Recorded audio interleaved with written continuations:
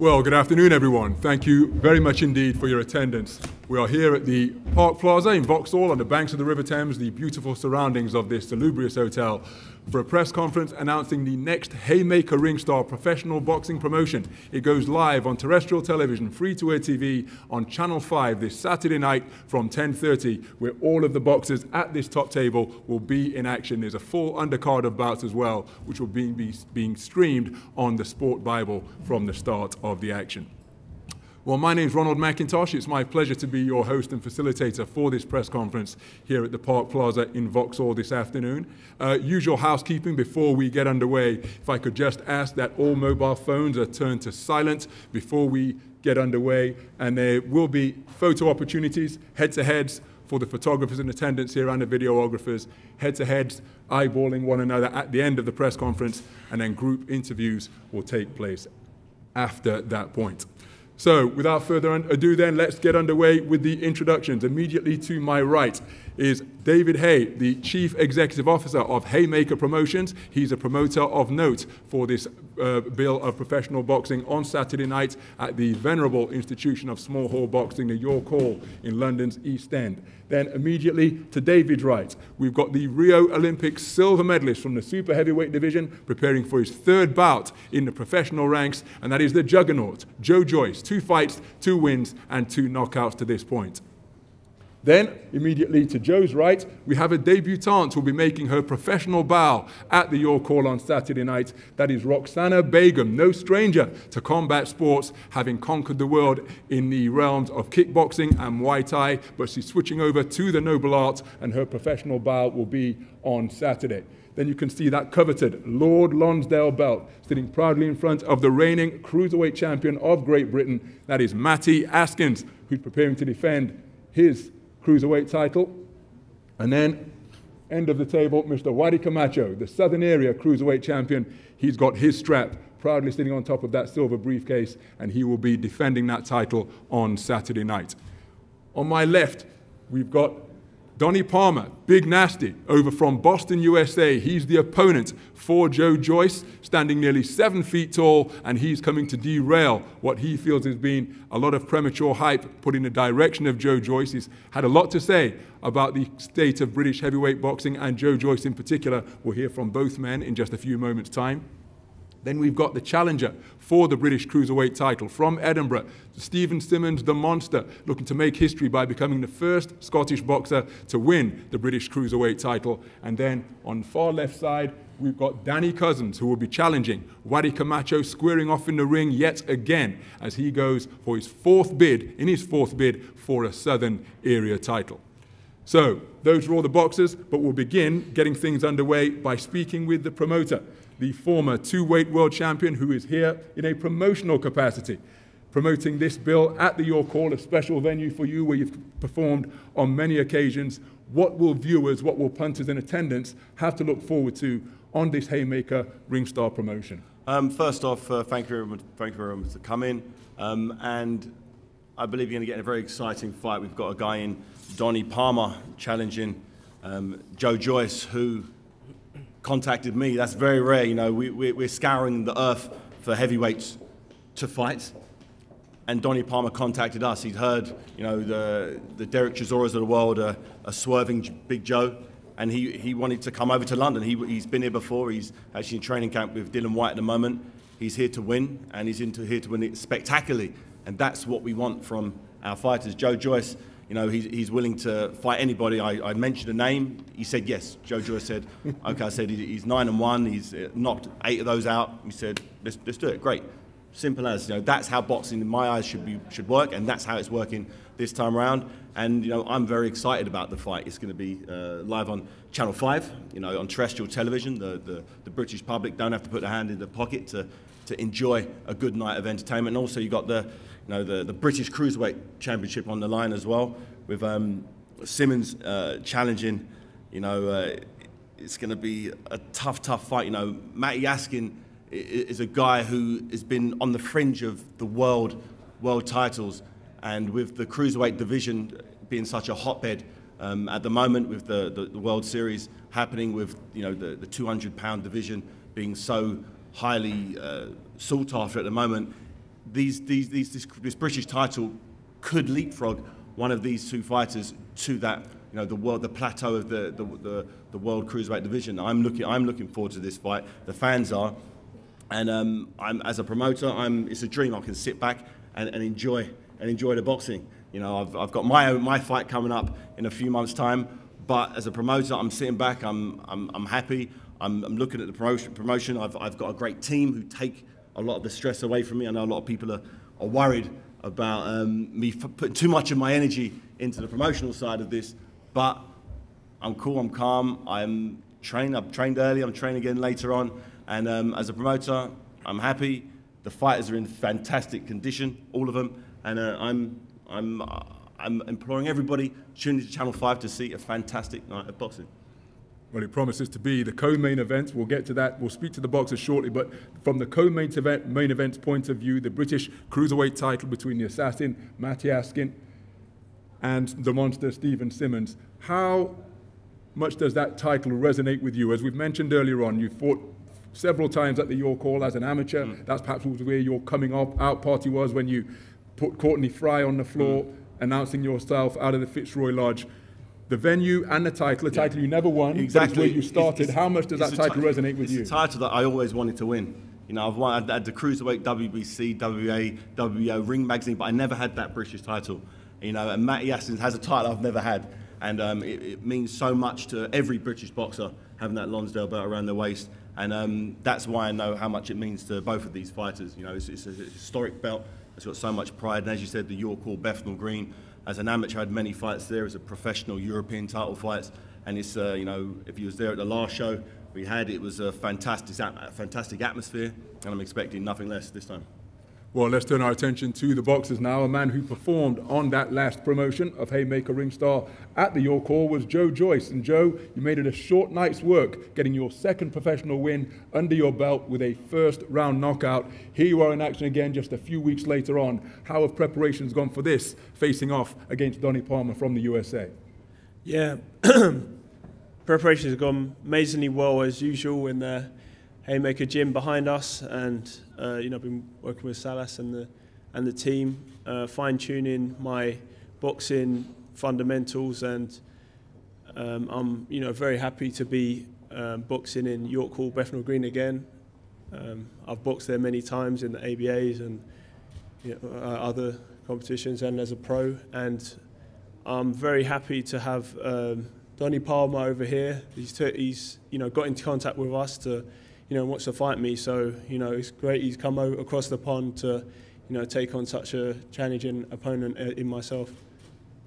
Now, according to the tale of the tape, just for the record, Joe Joyce, 6'6", 18 stone, but according to the tale of the tape, the man to my left is pushing 6 feet 10 inches, so it's going to be something of a rare occasion for you to be punching upwards. You did it in the amateur ranks, outpointed the 6'9" Ivan Dichko en route to that Olympic silver. How big an adjustment is it to be punching up, facing an opponent bigger, potentially heavier than yourself? Yeah, it's obviously going to be challenging for me also. Obviously I've boxed the likes of Dichko in the Olympic Games, so I know how it is to punch upwards. I've also sparred with Tyson Fury, who's like 6'9". If you want to do some sparring later, we can do so.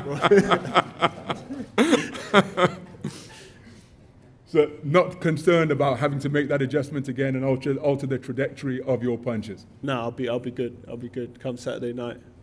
So that Olympic title, that Olympic silver medal, which many felt should have been an Olympic title when you were outpointed in the gold medal bout by Tony Yoka. Now, 2 fights into your professional career, you started with a really stern test over 10 rounds, then a 1-round knockout at the York Hall. What differences are you finding between Olympic-style boxing and professional boxing, and how do you feel you've made the adjustment? I think with Olympic boxing, it's more like a sprint, and in professional boxing, it's a bit more of a marathon, or maybe like a 400, 800 meters. I don't know, but it all can end very, very rapidly, like in the first round in my last fight. So I think I am comfortable and I feel ready to take on whoever, and I'm just ready for all challenges and fighters that I just want there's a lot of fighters that have been avoiding me, and I'm just so happy that Donnie's took the challenge and he's not ducking. You know what I mean? So let's get on Saturday night. Well, let's hear from the man now, not just the man who isn't ducking the challenge. Big Nasty Donnie Palmer sought out the challenge, got in touch with the promoter David Haye and said that he is willing to take on his protege, Joe Joyce, over the professional 10-round distance at the York Hall on Saturday night. So here you are, from Boston in the United States, an noteworthy amateur career of your own, representing the US Army in their elite athlete program, 64 wins, 11 losses, 48 of those wins coming inside the distance. For those who may not have seen you before in the pro ranks, where you bring a record of 9 wins, 8 knockouts, 1 draw, 1 defeat, what can people expect from you? A knockout. A knockout, that's what they can expect from me. I'm gonna work hard. You know, I respect Joe Joyce. You know, thank you for taking the challenge. Thank you for giving me the opportunity, Mr. Haye. You know, I need what Joe Joyce has. I need what he has. You know, I'm a school teacher. You know, I don't get to box full time like this guy. You know, like this guy has a silver spoon in his mouth. You know, I'm a special ed school teacher. So from 6 in the morning to 4 at night, I go teach kids with autism. Then I go home. I hit the gym, and I come back to my family. You know, this fight will elevate my career and help me be a full-time boxer, be a full-time champ, you know? So I'm coming to take what Joe Joyce has. Now, you tried out for the Olympic team, the US Olympic team in 2012 and 2016. Do you know, 2008 and 2012, Beijing and London, trying to make those teams. You know how challenging that is, given Joe's amateur credentials and that he made the team, won that Olympic silver. What makes you so confident that you have the skill set to upset his professional progress? The amateurs were better in 2008 and 2012. And so, obviously, taller than Joe, bigger than Joe, what type of skill set do you bring into this contest? How can you make life difficult for Joe Joyce? Everybody in the room who follows boxing and those who have followed his amateur career know what he brings. For those who haven't seen you, what type of skill set do you bring? How do you make use of your size, height, and length? I'm highly skilled. I'm a boxer, puncher. Very slick, so they call me Big Nasty. I'm slick for a big guy, you know. I take my time. I'm like a big Cadillac, you know. I just keep cruising throughout the rounds, you know, until I find my spot. You know, and I put it in the park. You know, that's what I plan on doing to Joe. That's it. Now, as a professional, even though you're working as a school teacher as well, but as a professional, you will be aware of the things that he brings to the table, and one of his biggest assets that everybody who's boxed against him, everybody who's trained with him, is the pace that he can set. How prepared are you to deal with the pace that he has been able to set throughout his professional career to this point? I'm prepared for it. I've been in the ring with Klitschko, I've been in the ring with Eric and I've been in the ring with almost every world champion, been to almost every sparring camp in this world, in this country. I mean, I'm prepared. You know, I just got out of the camp with Simon Keane. You know, the Montreal, he's in Montreal, Canada. He's an IBO Intercontinental Champion. I was in camp with him 2 weeks. You know, he's big. He sits a very high, fast pace. You know, so I'm prepared. You know, I mean, I respect Joe. He's like he's an engine. You know, he's an engine. You know, I just gotta do my own thing. You know, stay in my own lane, and just wait for the knockout. Just wait for it. It'll come. Well, we look forward to seeing it. That is the co-main event at York Hall on Saturday night. Tune in, Channel 5 from 10:30 p.m. on Saturday night. The co-main event feature a heavyweight special attraction between the Rio Olympic silver medalist from the super heavyweight division, Joe Joyce, and a man from Boston, Massachusetts, fighting in the UK for the first time as a professional. That is Big Nasty Donnie Palmer. That's the co-main event in the heavyweight division, and the featured main event bout is the British Cruiserweight title, and making a defense of that title is the assassin, Matty Askin, preparing for his 27th bout. You've isolated yourself away from your family, taken yourself to a remote farm reminiscent of something from a Rocky movie, getting ready for this contest. How have preparations gone, Matty? Lonely, very lonely. They've gone brilliant, to be fair. I couldn't ask for anything better. You know, I've got to go out there and put on a big performance in my first defence, so everything needed to change into making sure that that's going to happen. And the changes that you have implemented, as you say, isolating yourself away from your family in that big open space, what type of difference has that made to your preparation? What will we see on fight night that we haven't seen before? You're going to see a lot more aggression, I think, a lot more passion once I'm in there. You know, I've spent a lot of time away from my partner and my little boy, and it's just made me a lot more hungry of what I want to succeed and what I want out of boxing. So, you know, on Saturday night, he's got a lot to answer for. Most certainly, you suggested that given the styles that you both possess, that you're not going to have to go looking for one another. You'll be right there in range, within the pocket. What type of contest do you think we're going to see on Saturday night between yourself and Simmons, the challenger? It's going to be, it could be in a phone box, you know. I'm going to go out there, meet him straight in the middle and just punch his head in. It's as pure and simple as that. I ain't going to be going anywhere. I know that he doesn't really have the tools to hurt me, and there's one thing I do carry a lot of power, and you know, at some point in that fight he's going to be touching that canvas, and I can assure you that. Well, those strong words from the champion as he prepares for the defence of his coveted Lord Lonsdale belt. Stephen Simmons, this fight was supposed to have taken place last October.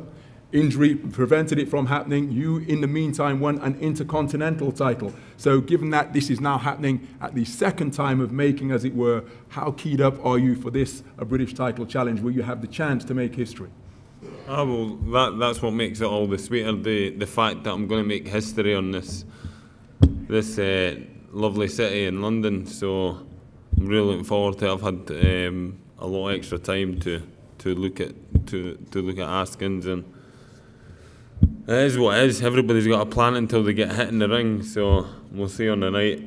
Everybody tells me they're going to come and meet me in the middle, but it never happens, so we'll see on the night.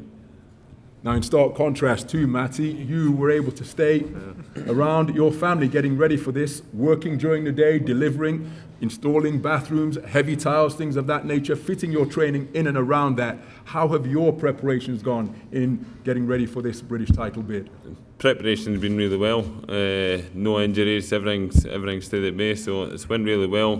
Been getting up in the morning, going to the gym, doing my running, going to work, delivering some top spec bathrooms around Edinburgh, climbing stairs and doing whatever, tiles, big baths, and then going training at night. And then obviously I'm missing out on a lot of time in my baby boy. Matty Askin's been away, kept his cell, whatever, in farm. God knows what he's been doing, chopping trees or whatever.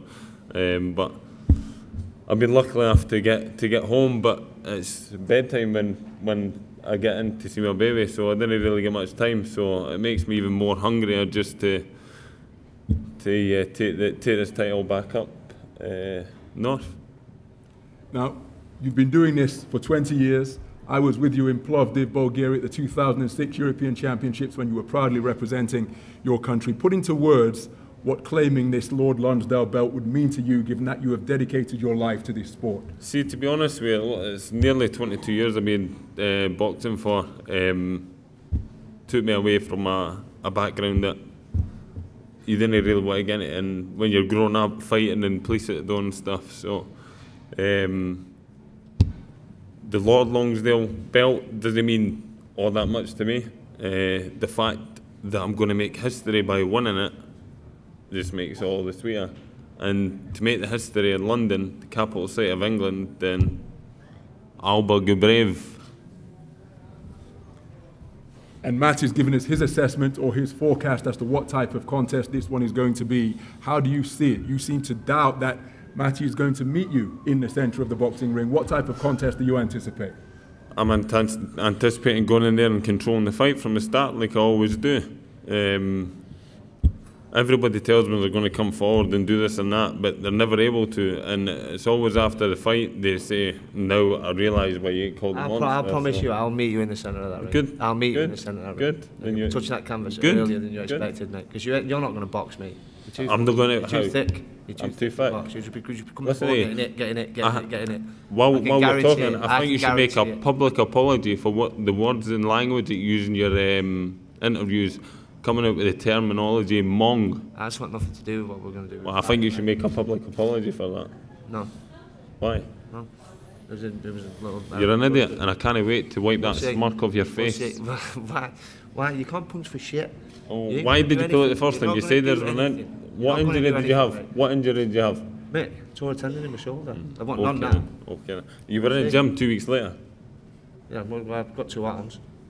You were in the gym 2 weeks later, and I got told 2 weeks before the announcement that you pulled out that you were in the pub. That was what? You were in the pub having a few babies. What, after the fight got called up? No, before. Well, we'll see. 2 We'll see weeks what- before the fight got called off, I heard you were in the pisser getting bevied. Because I know people down in Blackpool. Alright, we'll see. We'll see. Yes, we'll see. See? We'll see. So no love lost between the boxers who will be contesting the co-main event. That is a challenge for Matty Askin's British Cruiserweight title. He's making the first defence of that crown. Stephen Simmons attempting to make British boxing history by becoming the first Scotsman to win the Lord Lonsdale belt in the Cruiserweight division. That is our co-main event feature going on Channel 5, 10:30 p.m. Saturday night. Make sure you tune in, and the undercard will be being streamed on the Sport Bible before the main event fighters get in and do their thing. So immediately to Joe Joyce's right, we have Roxana Begum making her professional debut in the professional boxing ranks, but no stranger to combat sport, having been a fighter of some renown in the realms of Muay Thai and kickboxing. Roxana, a very warm welcome.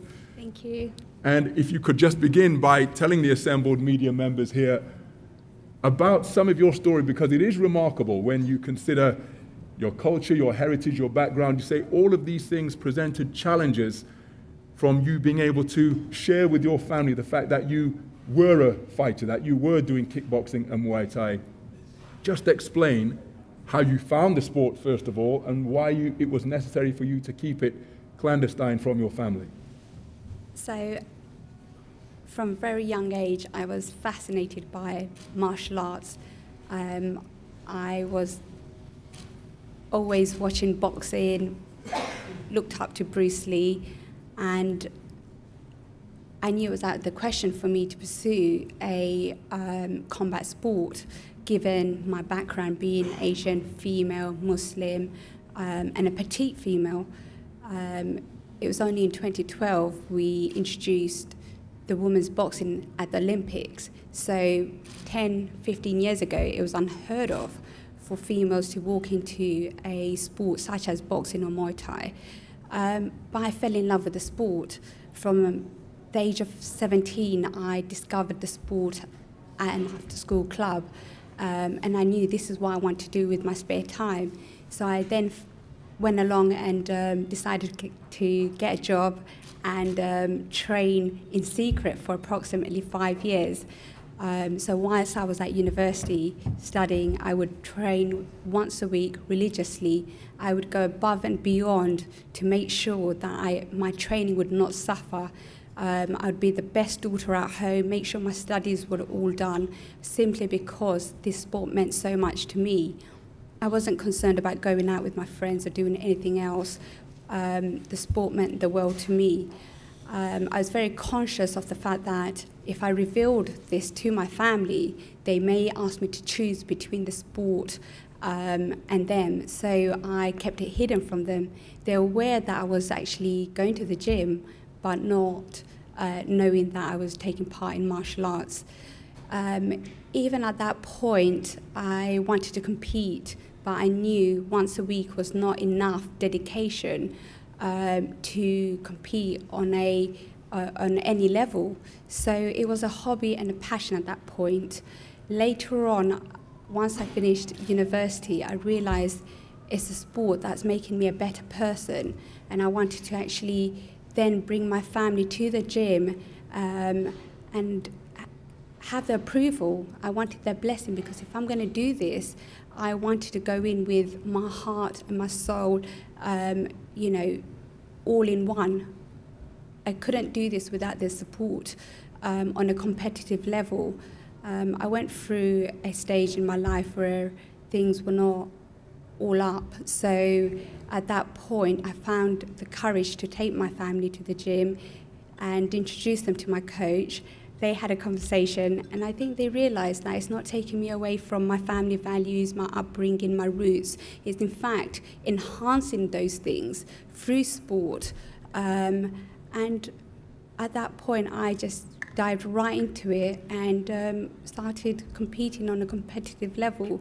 Within a year, I got selected for Team GB to represent at the World Championships, where more than 150 countries were taking part. I went along for the experience.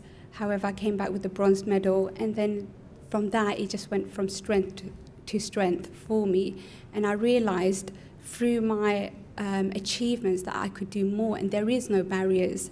And for me now, I'm switching over to boxing because I realized I've climbed that mountain, and I realized my story can reach out to so many young women who I can inspire to follow any dream or passion in life. And this is what motivates me to step into the ring again. Well, there have been some notable kickboxers who have made the transition to the noble art. George Groves was a world champion as a junior. Vitaly Klitschko was WBC heavyweight champion, was a kickboxer of note as well. How are you finding the adjustment to using just your hands to strike and your legs to move? How are you finding the adjustment from K1 and Muay Thai? Initially, when I first decided to do this, I thought minus the legs, I'll be fine. But I've realized it's much more complicated than that. I've come a long way. I've got such a great team behind me. Dave is such an inspiration. Being here with Joe, Salas, and the team, we've got fantastic team who are looking after me, and I think I've made such a sharp learning curve within less than 6 months of training, and I feel confident about my transformation. And you touched on it during the course of your initial answer to the media about why you took up kickboxing in the first place. How much incentive does that inspiration you provide to other young women provide for you to continue doing what you're doing in this realm of professional boxing? I think it means everything to me. The fact that I can break down barriers, stereotypes. I go against the norm in terms of being female, being Asian, being ethnic, suffering from ME. I show that there is no limits. And this is what, for me, I've already won. Stepping into that ring, I believe I'm making the difference, and that's what inspires me to inspire others. Well, all of you in the room are aware of the fact that boxing brings up such fantastic stories, and the athletes are willing to share those stories with us, the media members, and I'm sure that we're all grateful for that. Roxana Bega making her professional debut at the York Hall this Saturday, and it will be part of the professional boxing bill that is going live on free-to-air television on Channel 5, 10:30 on Saturday night. So the man seated at the far right-hand side of the table to my far right-hand side is Wadi Camacho, the reigning Southern Area Cruiserweight champion, preparing to face off against a man who you've met before, who you've beaten before in defending that Southern Area title. How have preparations gone for this, what is effectively a rematch as you put your title on the line? Yeah, just want to say hello to everyone. Thank you so much, David, for putting me on this fantastic show. Yeah, preparation's gone really good. Just what I've been doing now is just listening, because I think that was something I probably had a little bit of problem of not listening, just doing my own thing. But now, you know, I've got great people around me, and now people are just going to see a great show, a great boxing fight. What has brought that change around? Why are you listening now? Is that a maturity thing? Is that what has brought that change about in your approach? I think it's because, like I said, certain fights I should be winning easy, but it's just me probably going into that macho world and trying to throw big bombs that I don't need to. I can actually just win the fight very simple, using my jab, not get myself too emotional, and but everyone's going to see on Saturday night like, what I'm going to be doing to Donnie. Well, you met back in July of 2016. You won, forcing a retirement inside the distance in the 6th round.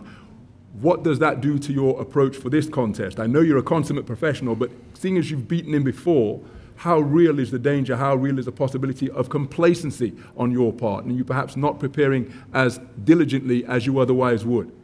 No, not really. I think the thing I got about this fight is I got goosebumps because I know what I've got next in line. I know I should be obviously concentrating on this, but this is it gives me fire in my system to actually push on much more and concentrate what I need to do.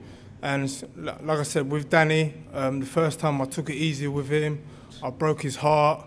But I think this time round, you know, because of the work I've been doing, I think I'm going to do it a little bit sweeter, and I'm going to put a little KO towards it just to completely make him feel good. Well, Danny, you've heard what Waddy's got to say. You've been in the ring with him before, but since that defeat back in July of 2016, you've rattled off 3 straight victories. What level of confidence do you bring into this, your 4th Southern Area title bid? First of all, thanks to David for having us on the show. Basically, Waddy knows I'm a lot better this time round. Waddy, you're saying you're a lot better as well, but your last 2 performances, you know I would have. Do you know what I mean? Well, for instance, I dealt with Ozzy Jervio in 3 rounds. He beat him by a point. Jose Lopez, you beat him by a point or something. I'd have dealt with him much easier than obviously Waddy did. I'll tell you what, let me stop you right there.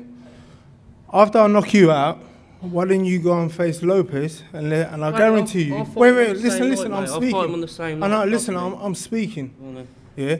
After I knock you out, why didn't you go and face him, beg to Steve to put you back on that show, and obviously you face him, and I guarantee he'll beat you. At the end of the day, listen, you have not improved. At the end of the day, you beat Ozzy, knocked him out round 9 or whatever. You beat my friend. Round 3, mate. Or whatever.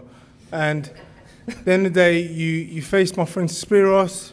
Like I said, you done what you had to do, but you have not improved. Since I fought you, you have not improved. Trust me, buddy, I have, mate.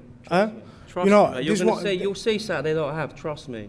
All you do. The last time I boxed Waddy, I had no foot movement. I just went to. You didn't have nothing.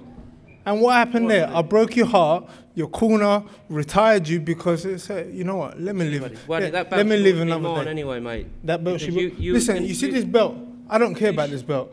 Like I said, I'm just gonna come to the night. Good. I'm gonna let my team hold the belt. I can't wait. Yeah, I'm gonna face you on the night. I'm gonna beat you, and I'm just like I said. I should not even be on Southern Area, but because I've made certain mistakes, that's why I'm back to my Southern Area. But you have not improved. Like I said, all you are is just like another. How can I say? A tough sparring partner. That's all you are. I can just deal with it. You have not got no foot movement. All you depend on. Buddy, listen. Wait. All you depend on is just trying to land that one big power shot. What if that power shot doesn't come? What are you gonna do? Buddy, I'm gonna dance. I'm gonna dance rings round you. Trust me. Dance around. Yeah. You have not got no boxing movement. Your foot movement's crap, mate. I'm gonna show you. Your foot movement's crap. Honestly. Hey, listen, you're a bit crazy. No, you're crazy. You're crazy. What did you learn in that first fight, Danny, which didn't go your way? What did you learn in that first contest that is going to help you in this contest? Basically, I went in there with no foot movement, no head movement, just tried walking Waddy down and throwing bombs. Obviously, it would never happen. Waddy, it didn't work. I just said that. And it would never happen. Since that, if people have been at York and seen my performances, they'll know. Trust, do you know what I mean? Even Waddy knows. He was in the change room for one of them. He knows I'm a lot better this time round. But what happened with Spiros' fight? Like your boxing. Spiros, mate, I've ruined him. I won 9 of the 10 rounds. I put him on the floor in the 6th, ruined him. Listen, but there weren't no boxing movement. This is what I'm trying to say. All you depend. Listen. All you depend on is just trying to land that power. But you don't have power. Yeah, all right. You don't have power. Trust me, you don't have power. What I'm going to do? Toe to toe, stand and fight me Saturday, Waddy. Only a stupid man will do that. Listen to this. Only a stupid man. I tell you straight. Yeah. Well, I'm quicker than you, mate. You get knocked straight out. Trust me. This is what I'm saying. Knockout. Listen, when you get so tired in the fight, that's when after I'm going to come on top and I'm going to push you back. And like I said, I don't know if it's going to. Basically, you're going to be on the floor, but... Yeah, I can't wait. Both men have clearly got plenty to say ahead of this Southern Area title fight on Saturday night. That is part of the offering that is going on free-to-air television live on Channel 5, 10:30 p.m. on Saturday night. It's part of an 11-fight bill that's taking place at the York Hall this Saturday, a full card of professional bouts. Get along, if you can, of course, to that spiritual home of small hall boxing in the UK. It's also being streamed on the Sport Bible before the main events go on to Channel 5 at 10:30 p.m. So everybody has had a lot to say. Before we hand it back to the promoter, David Haye. I just want to turn to the heavyweights once again and get their final thoughts ahead of their co-main event showdown scheduled for 10 3-minute rounds.